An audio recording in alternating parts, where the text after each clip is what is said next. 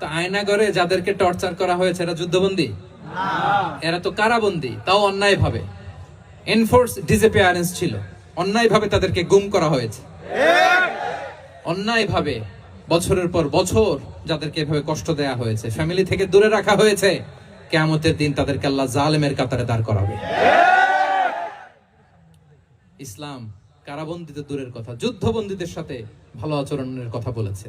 আল্লাহ বলেন ওয়ায়ুতঈমুনা আত-তাআমা আলা হুব্বিহি মিসকিনান ওয়া ইয়াতীমান ওয়া আসীরা। বিশ্বাসীরা গরিব দুঃখীদের জন্য খাবার খাওয়ায়, যুদ্ধবন্দীদেরও খাবার খাওয়ায়, যুদ্ধবন্দীদেরও খাবার খাওয়ায়। এবং বিষ্ণু বলেছেন ইস্তাউসু বিল উসারা খায়রা, যুদ্ধবন্দীদের সাথে তোমরা ভালো আচরণ করো। বদরের যুদ্ধে 70 জন বন্দী হয়ে আসলো। বিশ্বনবী 70 জনকে সাহাবাদের মধ্যে ভাগ করে দিলেন, বললেন তোমরা খারাপটা খাবে, বন্দীদেরকে ভালোটা খাওয়াবে। কি নমুনা স্থাপন করেছে ইসলাম। ইয়ামামার বড় লিডার ছিলেন, যুদ্ধবন্দী হয়ে মদিনায় আসলেন, নাম সুমামা ইবনে উসাল। নাম কি? সুমামা ইবনে উসালকে যুদ্ধবন্দী হিসেবে আনা হলো। তাকে মসজিদে নববীর পিলারের সাথে রশি দিয়ে বাঁধা হলো। বিষ্ণু বললেন সুমামা, কি অবস্থা তোমার? কি অবস্থা তোমার? কেমন লাগে? তোমার সাথে কেমন আচরণ করা হবে বলো? বললেন মুহাম্মদ, তুমি চাইলে মারতেও পারো, বাঁচিয়েও রাখতে পারো। বিষ্ণু বললেন সুমামা, এ দুনিয়াটাই শেষ নয়, আখিরাতে বিশাল এক জগৎ পড়ে আছে। তুমি যদি শাহাদা বাক্য পড়ো আমাদের ভাই হয়ে যাবা, তোমার সেফটি সিকিউরিটির দায়িত্ব আমাদের, আমরা তোমরা সবাই মিলে এক।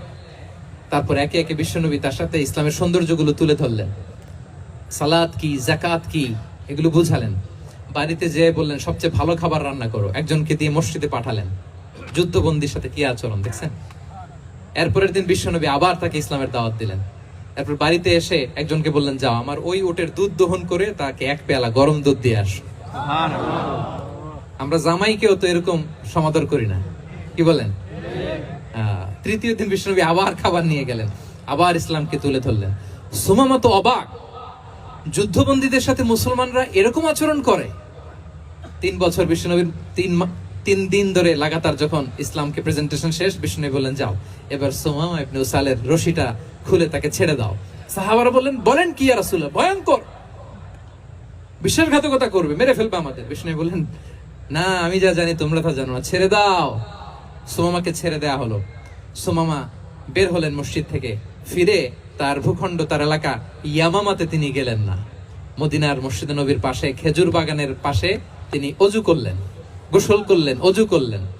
এরপর ফিরে এসে বিশ্বনবীর সামনে দাঁড়িয়ে বললেন আশহাদু আল্লা ইলাহা ইল্লাল্লাহ সুবহানাল্লাহ ওয়া আশহাদু আন্না মুহাম্মাদান আবদুহু ওয়া রাসূলুহু। আল্লাহু আকবার। আমি সাক্ষ্য দিচ্ছি আল্লাহ ছাড়া কোনো ইলাহ নেই, আপনি আল্লাহর প্রেরিত রাসূল। হে মুহাম্মদ, আপনার চাইতে নিকৃষ্ট মানুষ আমার কাছে কেউ ছিল না, কিন্তু এখন থেকে আপনার চাইতে কোনো প্রিয় মানুষ আমার জীবনে নেই। ইসলামের চাইতে নিকৃষ্ট কোনো ধর্ম আমার জানা ছিল না, আজ থেকে ইসলামের চাইতে প্রিয় ধর্ম আমার কাছে নেই।